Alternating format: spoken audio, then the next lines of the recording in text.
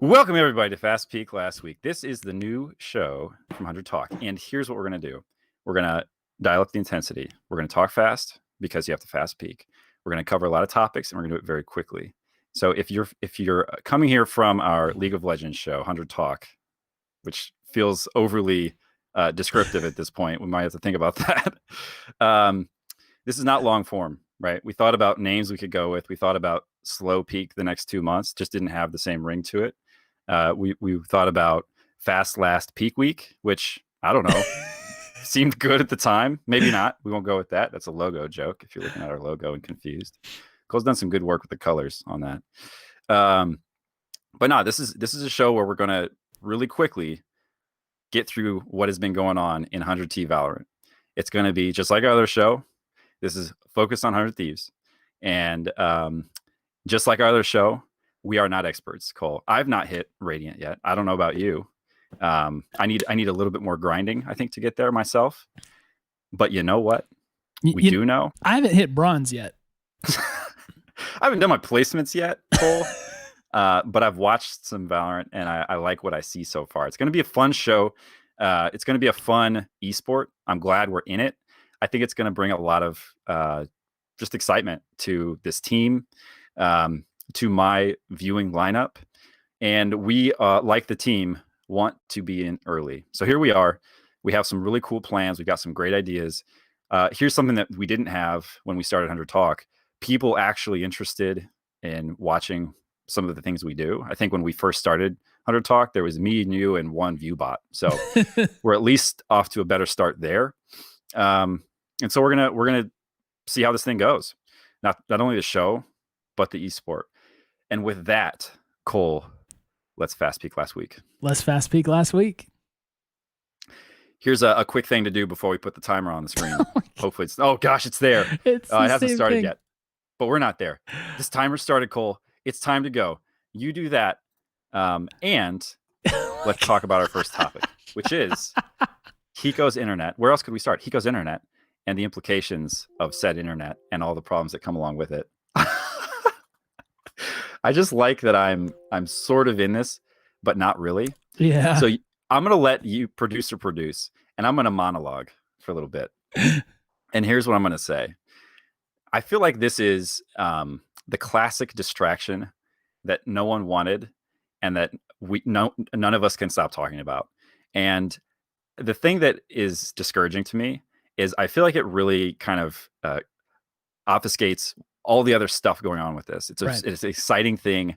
We have this star player, and all anybody can seem to talk about, including Hiko, is the fact that his internet is bad, right? Which is not the most compelling storyline. And I think it kind of distracts from the bigger picture here, which is there's a lot going on. There's a lot to try to make sense of. And I don't really think we can do that yet because there are just too many variables at play. It's even hard to get a sense for like, well, how even basic questions, how good is this team, right? Because this one topic finds its way into every conversation. And I think partially what it's doing is it's creating a meme, right? That we can't escape.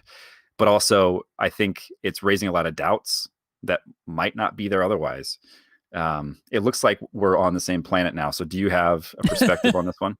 Yeah, no, I think I've tweeted out a couple times that he must be in the Bermuda Triangle or something with his internet situation. But here's the thing. All right, I'm gonna just put this out there, and I hate to make like the first thing I really say on this show about this, but honestly, I know what it's like when sometimes you are in a work situation that's a little bit difficult for you, that you're not really having the most fun with, and an obstacle comes up that prevents you from doing your job quite as well as you possibly could, and then that becomes kind of a crutch or an out for you. Yep. Right? And you don't work as hard. I'm wondering if there's a little bit of that going on in this situation. And I hate to be saying that on my very first thing to question who is, the guy that's the best player on this team, the team leader.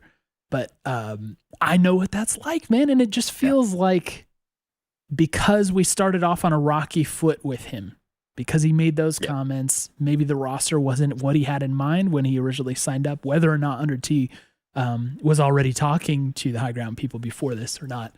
Yep. I just wonder if a little bit of that's going on. Yeah, and here's the bad to worst scenario, right? It's super frustrating if your job is to play competitive video games and your internet doesn't work. That is a horrible situation to be in. That feels bad, and there's really no way to look at. So even if there's 0% of him, Cole, that is feeling less committed, or like, I wish that I could be practicing and scrimming as much as possible right now, but I can't. The doubt's going to be there. The timer's up, Cole. It's been replaced with what I can only assume is a screenshot of our next prompt, which is you actually gave us a good segue here. What is the org's objective with this roster? And I think this is another thing that's been on people's mind a lot.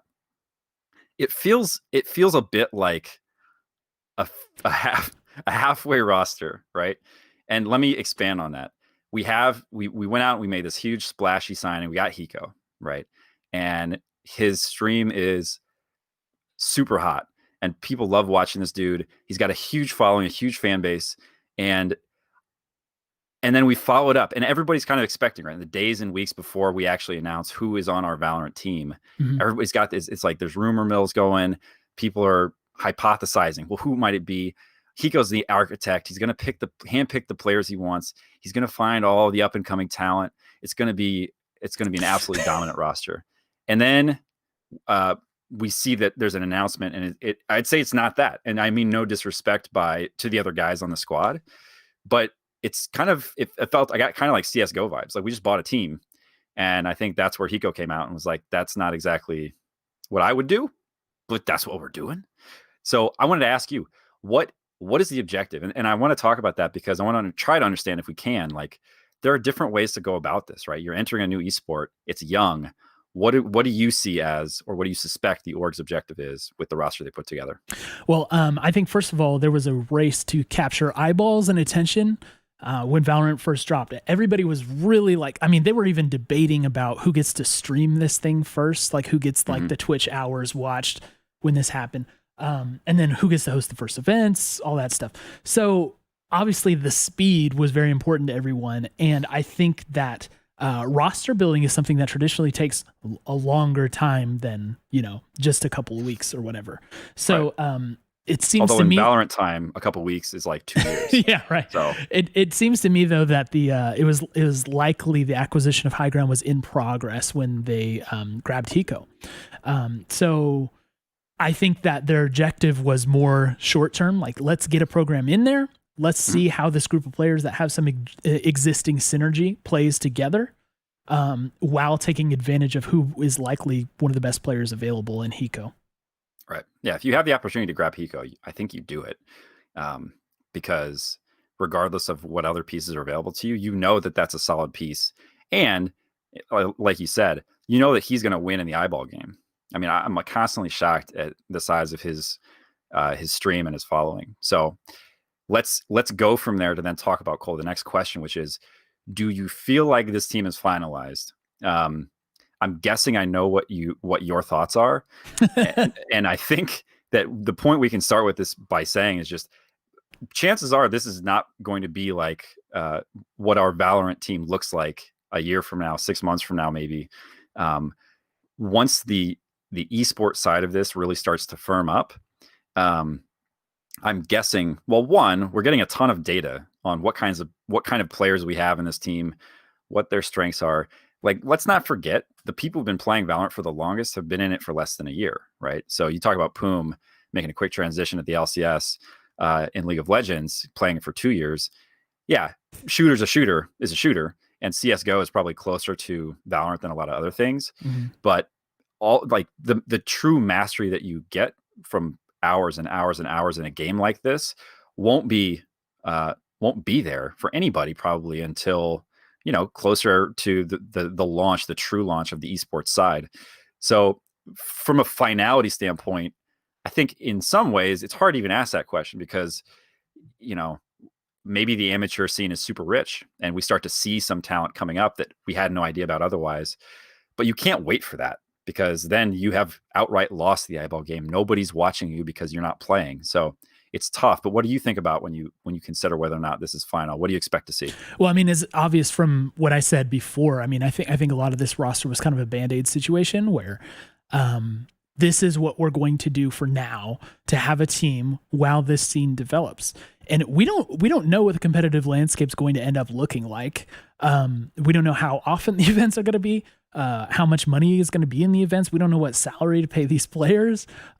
Everything is basically a question mark. But at the same time, there's this, it's like a gold rush, right? You want to be first to play, and so I don't think this team is finalized. I think further complicating that is the performance from the first few events that we've done has not been even what we would expect, like just based on talent alone.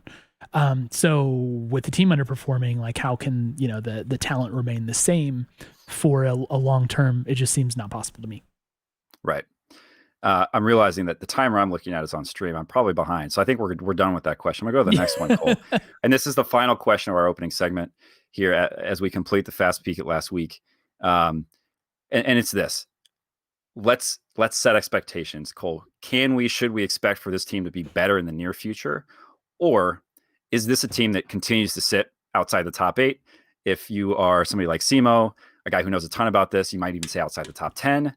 And we'll give him a chance to talk about that. But if you caught him on ESPN before our show, you'll know that that's the conversation, right?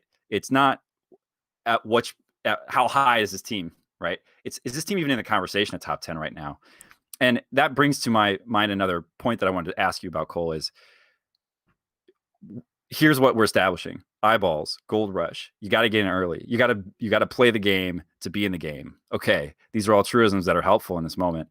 One thing I want to talk about and I want your perspective on is what's the risk in that, right? If you show up as a team who looks like they don't belong, is it better to have not even entered the game, to wait and see what's out there? So, I mean, it's not an obvious answer there. I think one of the problems that we might run into here is that other teams look at us and they say, I'm not taking these guys seriously. Unfortunately, we have seen teams like that underneath the 100 Thieves banner. Let's not forget, Cole, our COD team, the most successful team we've ever had, started that way, right? And they made some really smart moves to get us to a place where we're going back-to-back chips, but it was not a gimme. And so I wanted to ask you, what's your thought on, do we improve? And if we don't, what's the risk? So you're asking me, is it better to have played and lost than to have never played at all, right? Do you have an answer to that, by the way? The danger to it is that we suck and that the fans just view us as that team. Like the impression that you make with the fans is going to be a big deal, right? So teams have to be cautious in the first go around, like how you perform, because it takes a while to overcome one early mistake. I mean, look at how 100 Thieves LCS has had to battle the whole Meteos situation even this year. That thing happened in 2018 and we were still fighting that PR battle this year. Early mistakes can mean a huge amount for these early teams. So I do think that with the Hiko internet situation, with players getting more scrim time, we're going to be better in the near future. I have no doubts that we're going to look better and maybe play closer to our actual talent level. That said, I am glad, though, that we went ahead and got established in the scene. I think the risk at this point is worth it.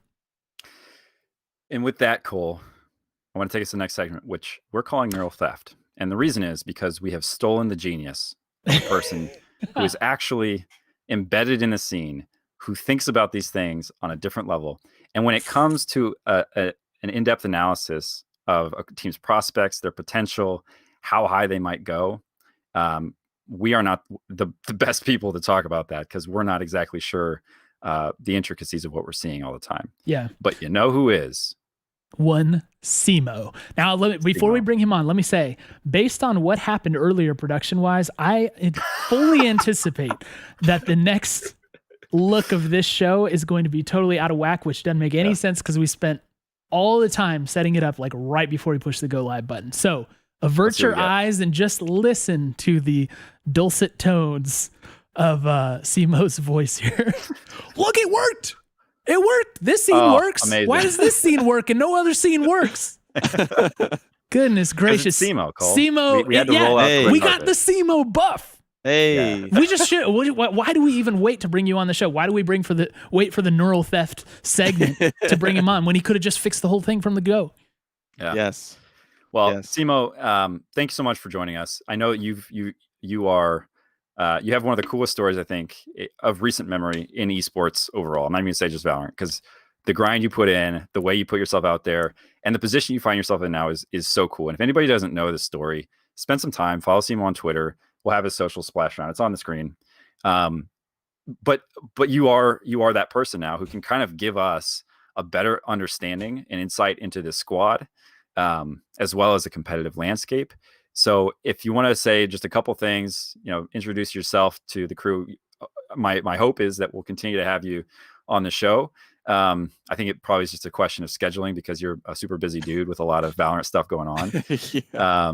But what you've prepared for us basically is an in-depth look at our team specifically, especially as you kind of consider us in the context of what is forming up to be the competitive Valorant landscape. So thanks for having me. I'm, of course, Simo. Hopefully you guys aren't too upset that I didn't put 100 Thieves in my ESPN power rankings. But at the end of the day, they are, of course, just power rankings, right? So they can change, they can shift. They're not, there's a lot of recency bias that goes into that. And for those of you that may have probably watched the PAX Invitational, we didn't do so hot if we're 100 Thieves fans, right? We did not do as well as we had hoped we would do. But a little bit about me. I'm sure I'll probably make a YouTube video at some point about my story, but I am an esports professor by day, and by night I cast Valorant. But some of you may know me from casting some of the 100 Thieves Next team in some of the lower tier, I guess, League of Legends tournaments, like the Upsurges, the Challenger Uprisings. But that's not what we're here to talk about. We're here to dissect what is going on with 100 Thieves. And so, to be quite honest with you, this segment's very difficult to prepare because there are a lot of things wrong. However, I've prepared some questions for myself and kind of some things to explore moving forward for the roster. And so, for me, the questions that I personally have to ask myself when I think about a team like 100 Thieves. So first of all, who's the IGL? Well, I think I've heard that it's Venerated. I think Venerated is the IGL. And so when you think about an IGL, what types of agents do they play?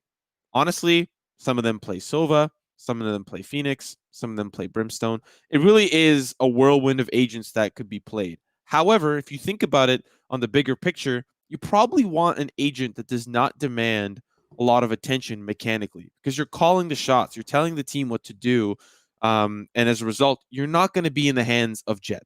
You're not going to be in the hands of Cypher. While I don't think Cypher is very mechanically difficult, there's a lot that you have to set up all your tripwires. You got to set out. It's a whole hubbub that you don't really want to worry about. And so the first question I have is, who's the IGL? What are they playing? If it's Venerated, what is he playing? And can we get him on an agent that can call the shots a little bit better? The second thing I like to ask is, who's the op player? Because that is a big power player when it comes to Valorant. It's the most broken weapon in the game. That, besides the judge, and that in Sinatra's case, he might think it's the Odin, but a lot of people would argue that it is the operator. And so my problem is that Venerated seems to have the op in his hand, but he's calling the shots. Yeah. At the same time, you're thinking about calling the shots and also trying to be mechanically gifted at the same time. It just doesn't always work out. But also, Valier ops, Pride ops. I'm sure that some of the other players have opted in certain scrims as well. And there's a lot of hands in the cookie jar. And I just want to bring something up here really quick. If you could just bring up the top fraggers in the tournament based on kills per round graphic, we'll see if that slides up nice and easy with Looks like you're good.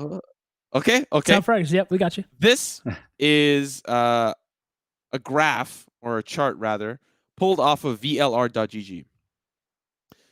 You are looking at the top performers from the PAX Invitational. Tens, sometimes ops. He plays Jett. Drone, doesn't necessarily op, but he'll play Phoenix. Ohai for Complexity. Big shout out to Complexity, really stepping up their game. Probably ops. Wardell, one of the best ops in the game. Mm-hmm. Superman, doesn't op, but frags out, whatever. Shazam ops. Mame ops.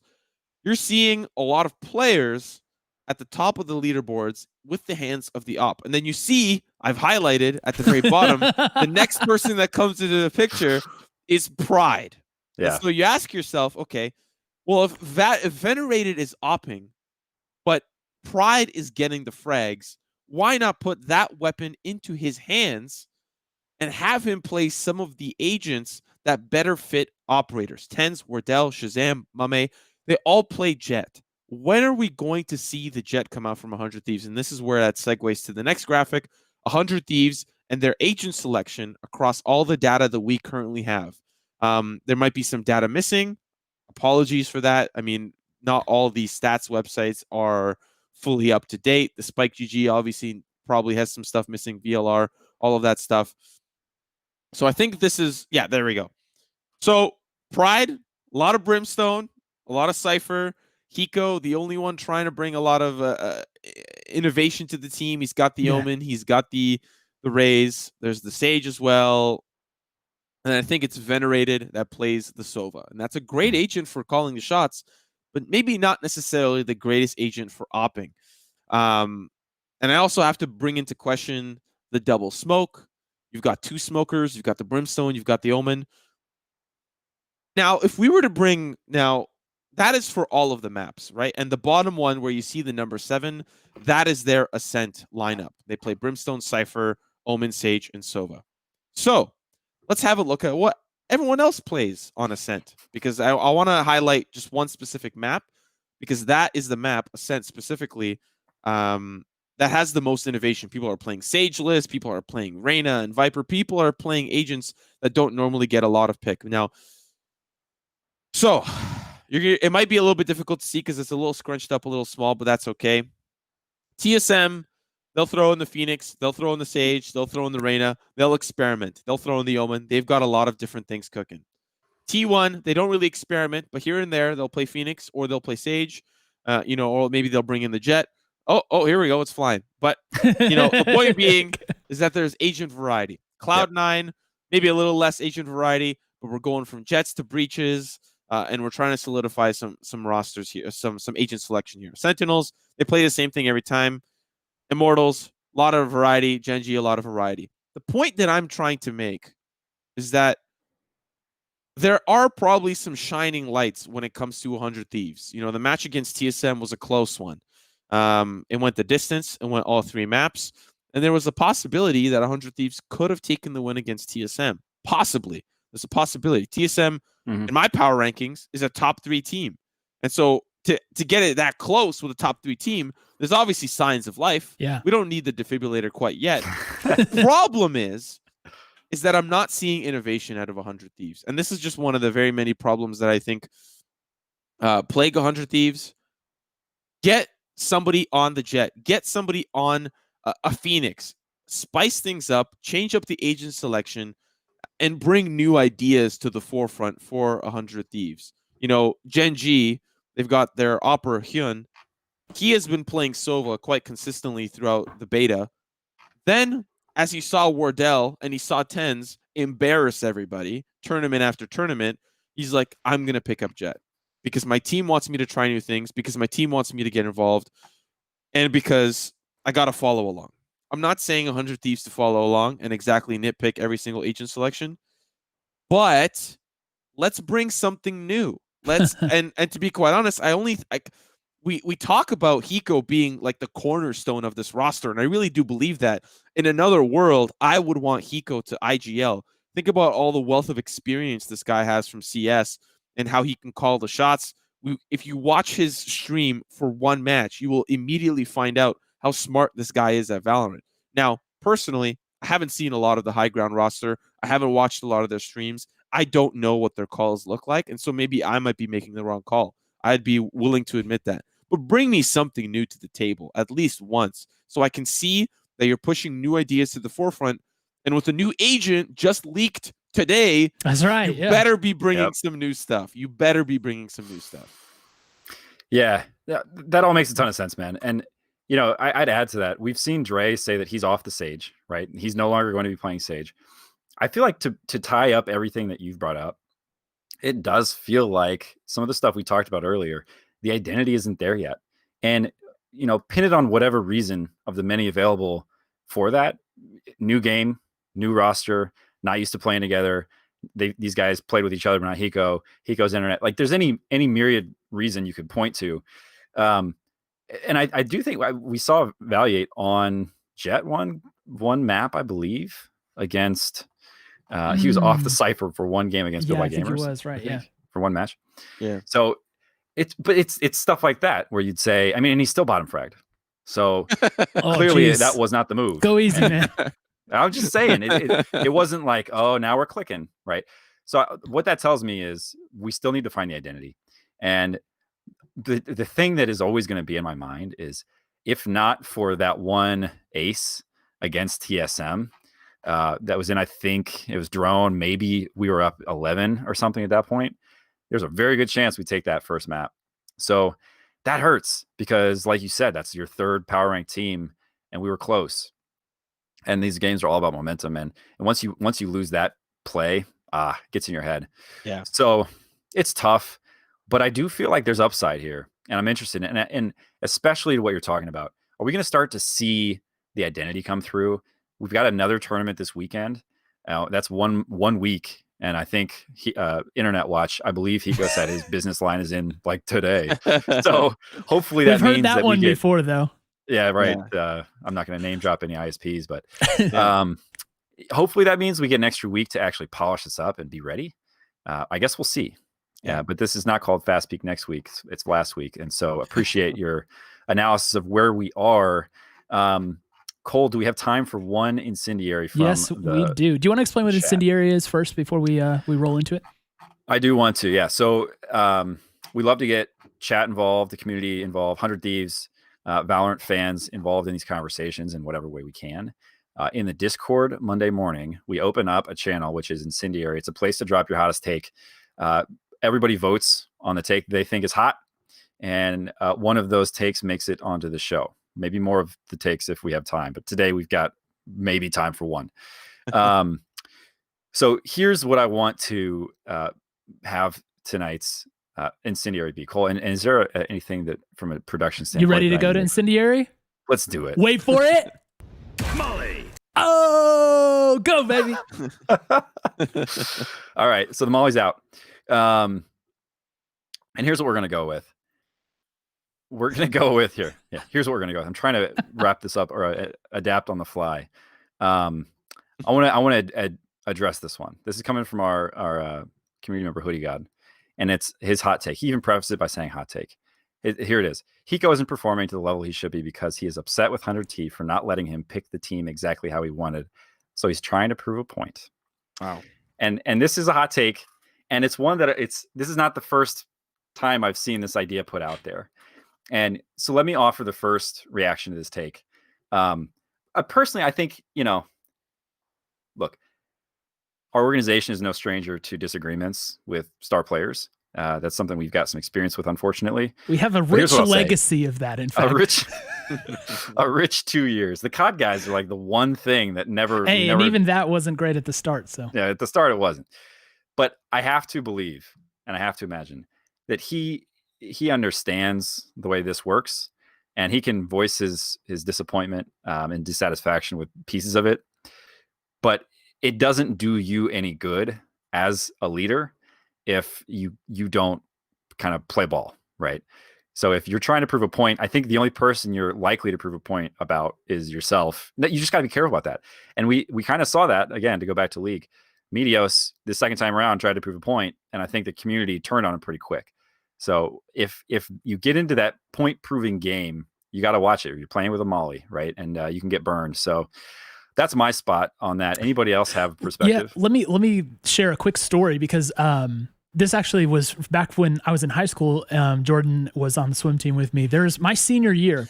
I worked basically all my swimming career. I was like all right, but not great. But I did have a shot at making state in one event, and I had to hit a certain time to do so. Right. So in my last ever race, I raced this race and I missed the cutoff for state by less than a quarter of a second. Right. And I was devastated because I felt like this was everything I worked for. Like this would have been the one achievement that I could point to be like, okay, finally I accomplished something. And I was crushed. And I remember getting out of the pool and I went over to where I sat down and I just like put a towel over my head and hung my head down and basically was just sulking, right? I was team captain though, right? Coach came up to me and he said, hey, are you okay? I said, I'm just, trying to process what happened. He was like, you had a bad race? I was like, yeah, it's kind of a bad race. He was like, okay. The other guys are still swimming though. And that to me was the lesson, right? It was like, get the towel off your head and be a leader and rally the troops and make the most out of the situation. And that's what needs to happen here. I alluded to earlier, I think that there's a tendency, I don't think it's like 100% malicious intent or whatever, but sometimes when things aren't going your way, it can be easier to give up if there's an obstacle. And as the team leader, you got to pick yourself up and you got to inspire the other guys. And when I see the team like hanging with these other teams, and then like when you get to the end of the maps, the performance falls off, like that's where I'm looking for the leader to make up the difference. And so that's what I want to have happen. Yes. Simo? Yes. You got something? You think like you got something on your mind? Yes. That story actually just reminds me of an audiobook that I listened to a while back called Can't Hurt Me. It's about this guy who just goes kind of wild on some things. He tries to join the special ops. Like he goes through it 3 different times. And on the 3rd time, he walks 10 miles with 2 broken legs. It's like one of those. It's like, Jeez. yeah, you're. Yeah. What? I'm not saying Hiko needs to walk 10 miles with 2 broken legs. I'm not. With a broken laptop. Hobble over to the internet cafe, my friend. Yeah.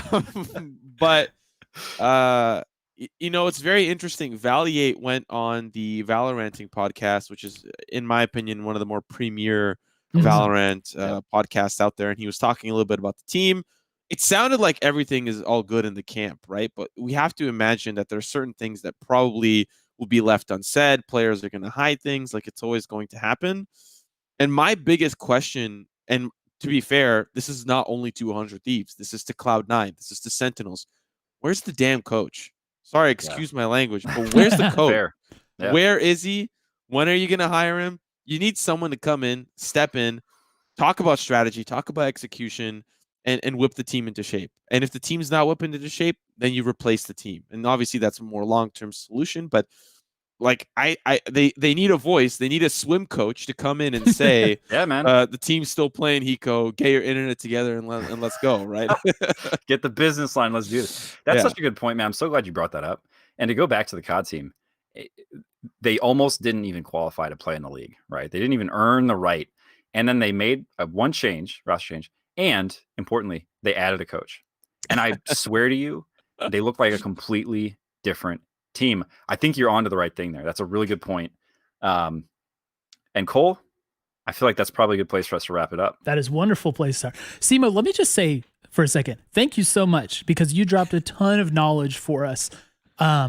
As Jordan alluded to, we're the dumb guys in the room, so we're calling on the smart guy to provide like the really smart analysis while we cover the fandom side of things, and you delivered in a big way. So thank you so much for sharing your time, especially after doing 2 other shows in the same night. This man just ran the Triple Crown. Slam dunked it at the end too. Like, geez, man. Couldn't be happier. He's finding new podcasts to be on about Valorant. That is the level of dedication we've got. Yeah. So thank you very much. I echo all that. And I do want to give you a chance to tell people where they can find you, what they should be watching out for next. Where should we be tuning our Simo dials so that we can catch what you're doing? Yeah, I've taken a lot of time to limit the amount of places that I'm at, so it's easier to find me. Like I used to be on Instagram and TikTok and Facebook, and I'm like, you know what? I don't need all of that. So Twitter, Twitch, YouTube, Simo was taken. Pretty simple, pretty straightforward stuff. I really have to thank you guys for having me come on. I know that we've had a little bit of DMs back and forth for a long time. I probably created a lot of energy when I was casting the 100 Thieves next guys, and then I kind of disappeared. But you guys having me on means a lot to me, and it's great to be a part of your community. And thanks to everyone who came out. Like I really appreciate all of you and anyone who follows after the stream. appreciate all of it. Yeah, man, we're huge fans. We can't wait to see not only what happens with Valorant, but specifically with you. I think it's gonna be a ton of fun to watch. Yo, if you're watching Simo's cast, let him know that you're in the chat. Yeah. Drop some emotes. Simo watch party. So hey, that's gonna do it for us. Thank you guys for hanging around. It was a lot of fun. We got tech issues and all. Wouldn't be a 100 Talk stream if we didn't. We're grinding to Radiant, right? We're on our way. So the podcast will continue to improve week by week. Hang out with us. And we're in luck. We get another weekend here. So do tune back next week as we fast peak last week. Thanks, guys. We love you. Miss you already.